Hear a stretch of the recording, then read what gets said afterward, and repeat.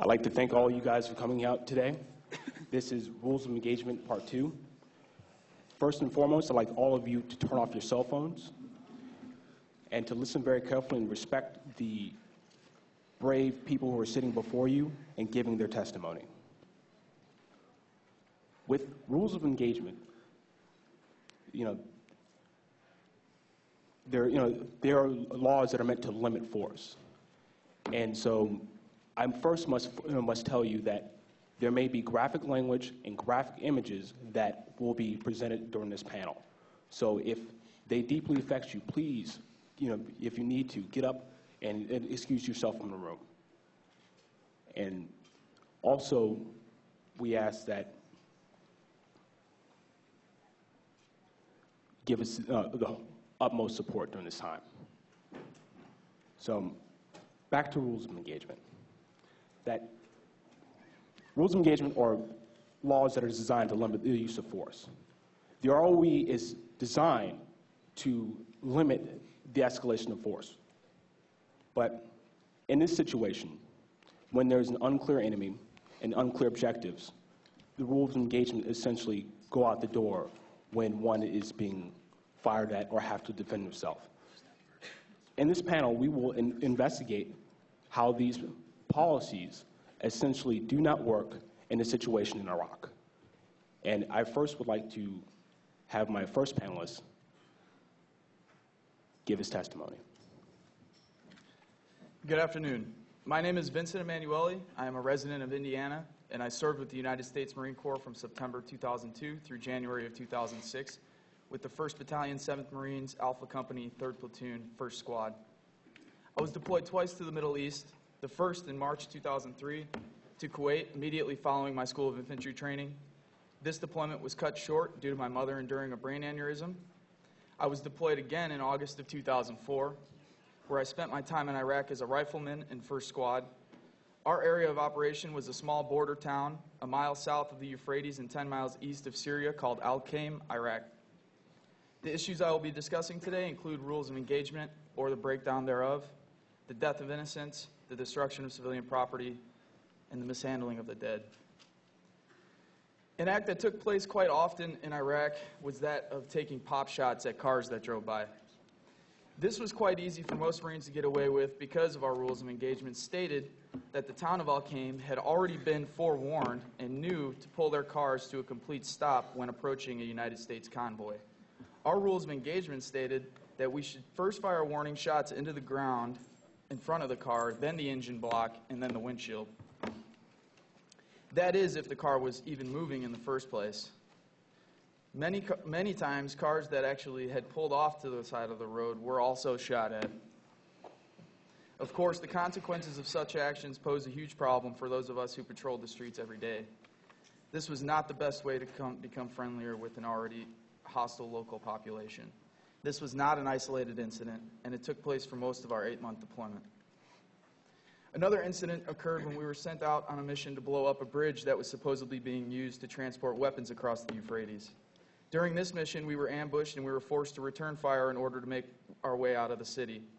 This incident took place in the middle of the day, and most of those who were engaging us were not in clear view. Many had hidden local houses and businesses and were part of the local population themselves. Once again, making it very hard to determine who was shooting from where and where exactly to return fire.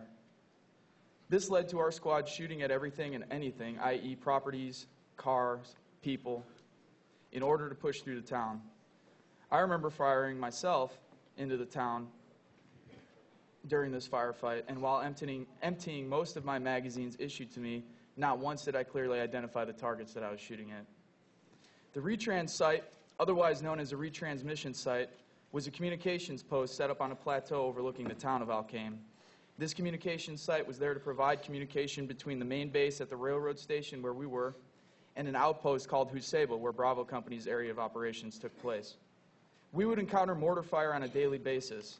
Most of the time, we would return this fire with mortar fire of our own. Some of the time, our counter battery would call in a specific location for us to exchange fire. On occasion, when the counter battery could not call in a specific location, we would fire anyway.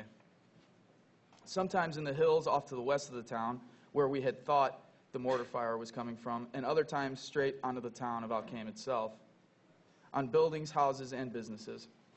Because of the lack of personnel at the retrans site, very rarely, if ever, did we conduct a battle damage assessment to report civilian deaths and destruction.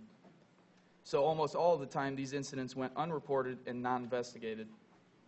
Once we were taking rocket fire from a town, and a member from our squad mistakenly identified a tire shop as being the place where the rocket fire came from. Sure enough, we mortared the shop. This was one of the only times we had actually had the chance to investigate what it was we had done and to be able to talk to the people that we had directly affected. Luckily, the family who owned the shop was still alive. However, we were not able to compensate the family, nor were we able to explain how it was he could rebuild his livelihood. This was not an isolated incident and once again took place over the course of our 8-month deployment. Another task our platoon was asked to take on was that of transporting prisoners from our base back to the desert. The reason I say the desert and not their town is because that is exactly where we would drop them off, in the middle of nowhere. Now, most of these men had obviously been deemed innocent, or else they would have been moved to a more permanent prison and not released back into the population. Needless to say, we took it upon ourselves to punch, kick, butt stroke, or generally harass these prisoners until the point at which we would take them in the middle of the desert, throw them out of the back of our Humvees while continually kicking, punching, and at times even throwing softball-sized rocks at their backs as they ran away from our convoy. Once again, this is not an isolated incident, and this took place over the duration of our 8-month deployment. The last and possibly the most disturbing of what took place in Iraq was the mishandling of the dead. On several occasions, our convoy came across bodies that had been decapitated and were lying on the side of the road. When encountering these bodies, standard procedure was to run over the corpses, sometimes even stopping and taking pictures with these bodies, which was also standard practice whenever we encountered the dead. This, along with neglecting to account for many of those who were killed and wounded. On one specific occasion, after I had shot a man in the back of the head, after we had run him down from planting an IED device, we pulled his body out of the ditch he was laying in, and we subsequently left his body there to rot in the field, where we saw the body again up to 2 weeks later. This, there was also a pictures taken of this gentleman, and for me personally, it was very hard when our squad returned back to our main base after I had killed the man. His picture was on the backdrop of a laptop for a screensaver from one of our more motivated Marines. And so these, once again, they're the point that I'd really try to get across here, that these are not isolated incidents. And the incidents that I've mentioned here today took place over the course of 8 months. And the larger point that I'd like to touch on is, you know, these are the consequences for sending young men and women to battle. These are the things that happen. And what I'd like to do, or what I'd like to ask anyone who's witnessing this or anyone who's viewing this testimony, is to imagine your loved ones put in such positions. Your brothers, your sisters, your nieces, your nephews, your aunts and your uncles. And more importantly, and maybe most importantly, to be able to put ourselves in the Iraqi shoes who encountered these events every day and have for the last 5 years. Thank you very much.